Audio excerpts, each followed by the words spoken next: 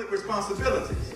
You got to be a mother, you got to be a father, you got a job. Some of y'all are employers. You got to be a son, you got to be a daughter, you got to be this and that. And all of that stuff is heavy, but the question is, do you spend enough time in private to handle your public responsibilities?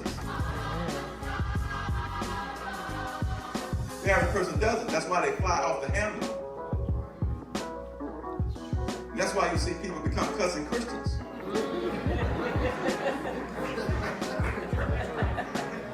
Touch your neighbor and say, he talking to you. He ain't talking to me. He talking to you. You be cussing. He ain't talking to me.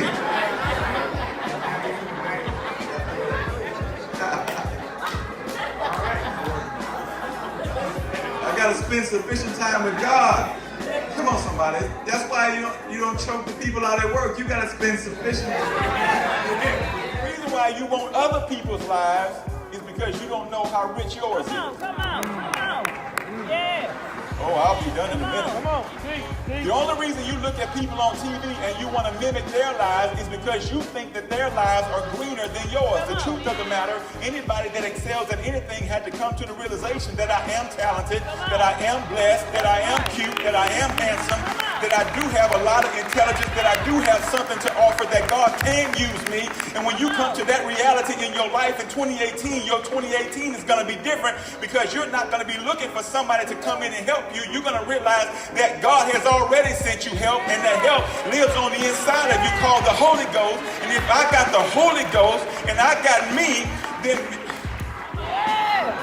if the Lord be for me, then who can be I'm not talking back to me. Before me, carry yourself in a certain way. Be a representative of me. So be holy. But watch this. I want to talk about morality and being holy for a second, but I want to go deeper because here's the thing. I'll touch this later. You cannot expect the harvest and speed. Amen. You cannot expect the harvest and still. What do you mean, Pastor?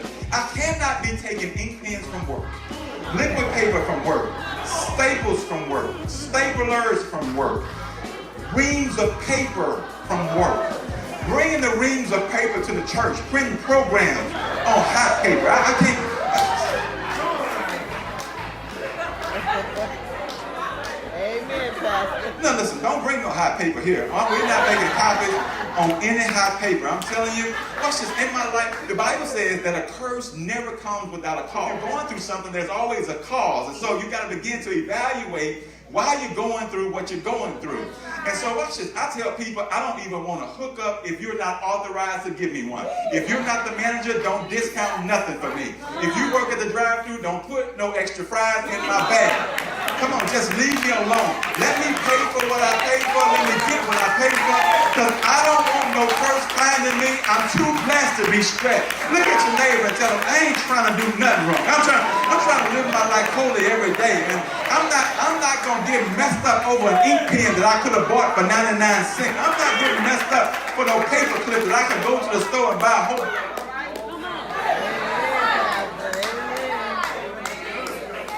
Push your neighbor and say, child, please. I wish I would. I ain't tripping over them people's stuff. Leave them people's stuff where it is. And when you finish with that highlighter, it's not yours. Come on, you can't be marking in your holy Bible with a hot. In your action, your feeling, and your mood. It encompasses everything. So what the Lord is teaching Gideon is, if you can change your attitude towards your life, you can change your life to the degree that you change your attitude. Come on. The problem is he's sitting there waiting for his situation to change so that his attitude can follow suit. The truth is, no, you can't wait for your situation to change. You change your attitude, then your attitude will change your situation. Yeah. Somebody's going to get this. Your attitude will change your perception. And watch this. If you change how you look at a thing, the thing that you look at will change. Let me say it again. If you change how you look at a thing, the thing that you look at will change. You didn't get it. If you change how you look at a thing, the thing that you look at will change. Yeah.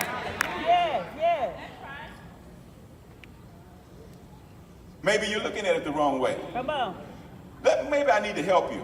If you look at something as an obstacle, then your perception becomes your reality, even if it's not true.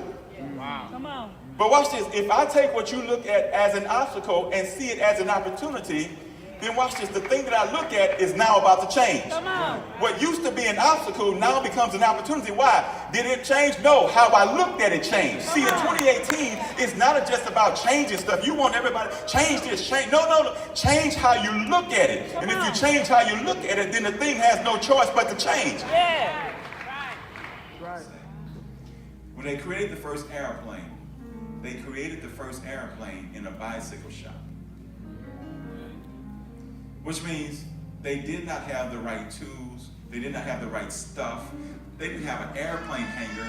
They made an airplane hanger where you're supposed to make bikes. Somebody in here, you waiting for everything to be perfect. You don't have to wait for everything to be perfect. You just have to start. Start where you are, use what you have, do what you can. And then here's the next thing that happened. When they figured out how to make the airplane and make the airplane fly, they said, you know what? We can't do it here. We're gonna have to move to North Carolina. They said, why? Because there's a lot of brush on the ground, and if the plane falls, it'll land in a soft space. And then the wind is right. The wind is strong enough to give us lift. So in other words, what they did was they changed environments. They left one environment to embrace a new one. Why? Because they made it in one environment, but they had to fly it in another.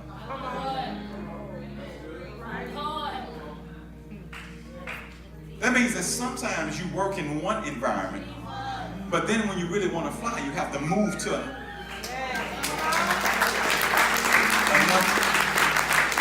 Because success, heard Bishop Jake say this, success is not just about where you're going, but it's about what and who you're willing to leave.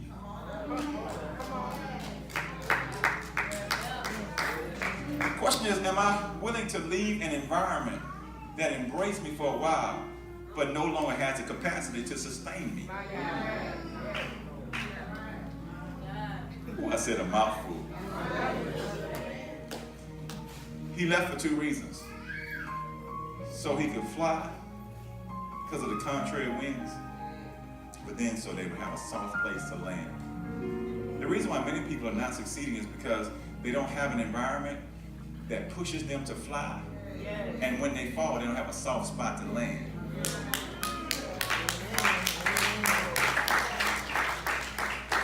So sometimes you have to change environments. Leave what's familiar for what's right.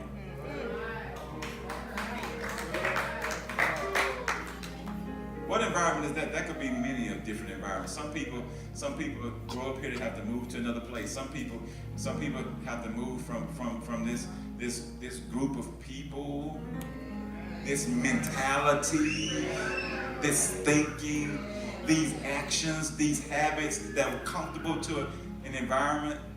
It's different. It feels strange for a minute, but will ultimately work for my good. My talking, I'm done. I gotta get out of here. I gotta get out of here. But I hope that Somebody, you didn't stop cussing because you forgot how to cuss.